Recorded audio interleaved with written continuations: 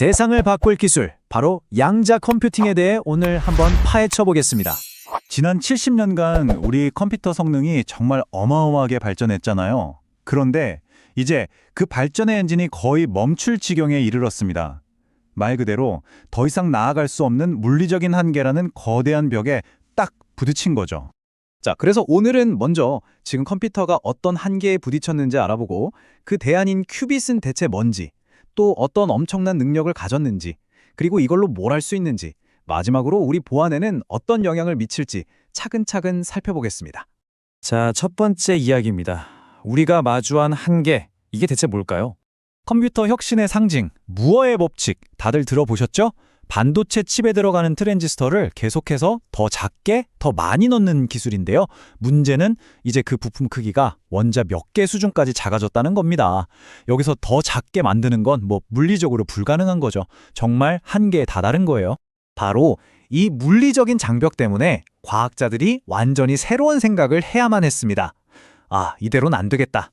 정보의 가장 기본 단위, 이 근본부터 다시 생각해보자 하고 말이죠. 지금 우리가 쓰는 컴퓨터는 비트라는 걸 쓰죠. 이건 그냥 0 아니면 1, 마치 전등 스위치처럼 꺼짐 아니면 켜짐, 둘 중 하나만 가능한 단순한 방식이에요. 그런데 양자 컴퓨터는 완전히 다른 큐빗이라는 걸 씁니다. 이 큐빗이 정말 특별한데요. 0인 상태와 1인 상태, 이 두 가지 상태에 동시에 존재할 수 있다는 겁니다. 바로 이 점, 이 능력이 바로 양자 컴퓨터가 가진 어마어마한 힘의 근원이라고 할 수 있습니다. 아니, 근데 어떻게 0이면서 동시에 1일 수가 있을까요? 좀 이상하게 들리죠? 이게 가능한 이유는 양자역학의 아주 기묘하면서도 또 아주 강력한 두 가지 원리 덕분입니다. 첫 번째는 바로 중첩이라는 개념입니다. 쉽게 말해 빙글빙글 돌아가는 동전을 생각해보세요. 땅에 떨어져서 확인하기 전까지는 앞면이면서 동시에 뒷면인 상태잖아요. 큐빗도 똑같습니다. 우리가 측정하기 전까지는 0이면서 동시에 1인 상태로 존재하는 거죠. 덕분에 수많은 가능성을 말 그대로 한 방에 처리할 수 있게 되는 겁니다. 두 번째 초능력은 더 신기한데요. 바로 얽힘입니다. 이건 정말 아인슈타인이 유령 같은 원격작용이라고 불렀을 정도인데요. 두 개의 큐빗이 한번 얽히면 얘네들이 아무리 멀리 떨어져 있어도, 심지어 우주 반대편에 있어도 한쪽의 상태가 결정되는 순간 다른 한쪽의 상태도 즉시 결정되어 버립니다. 정말 신기하죠? 자, 정리해볼까요? 바로 이 중첩과 얽힘, 그리고 관찰하면 하나의 값으로 딱 정해지는 특정의 특성, 이 세 가지가 바로 정보를 다루는 방식을 완전히 뒤바꿔 놓는 양자 컴퓨팅의 핵심 기둥이라고 할 수 있습니다. 좋아요. 그럼 이런 독특한 원리들을 가지고 대체 뭘 할 수 있을까요?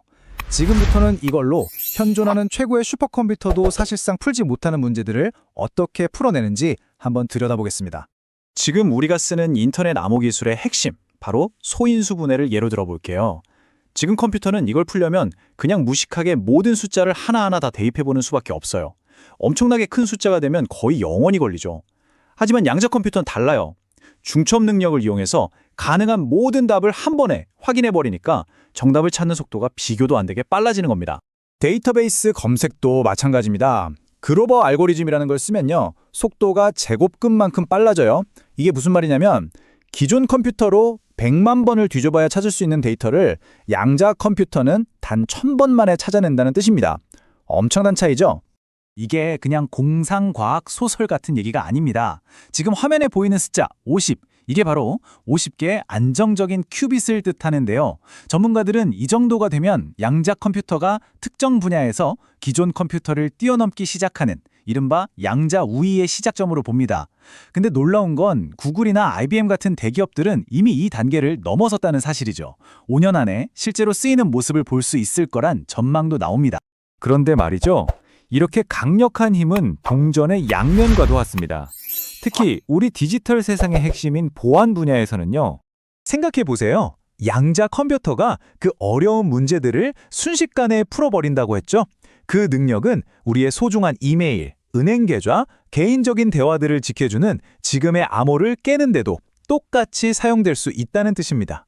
지금 널리 쓰이는 LSA 같은 암호는 아주 큰 숫자를 소인수 분해하는 게 지금 컴퓨터로는 거의 불가능하다는 점에 모든 걸 걸고 있어요. 근데 아까 보셨죠? 양자 컴퓨터한테는 그게 거의 불가능한 일이 아니라는 게 문제입니다. 하지만 다행히도 양자역학은 문제만 던져주는 게 아니라 해결책도 함께 제시합니다. 바로 양자 암호 기술인데요. 이건 누군가 중간에 정보를 훔쳐보려고 시도하는 그 순간 바로 그 흔적이 남아서 들통나게 만드는 방식이에요. 이론상으로는 완벽하게 해킹이 불가능한 거죠. 왜냐하면 아까 측정하면 상태가 변한다고 했잖아요. 바로 그 원리입니다. 누군가 몰래 엿보는 순간 양자 상태가 변해버리니까 보내는 사람과 받는 사람이 아, 누가 우리 대화를 엿보고 있구나 하고 바로 알아챌 수 있는 겁니다.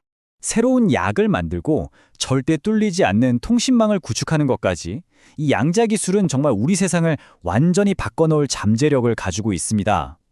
물론 엄청난 가능성과 함께 우리가 풀어야 할 아주 심오한 질문들도 던져주고 있죠.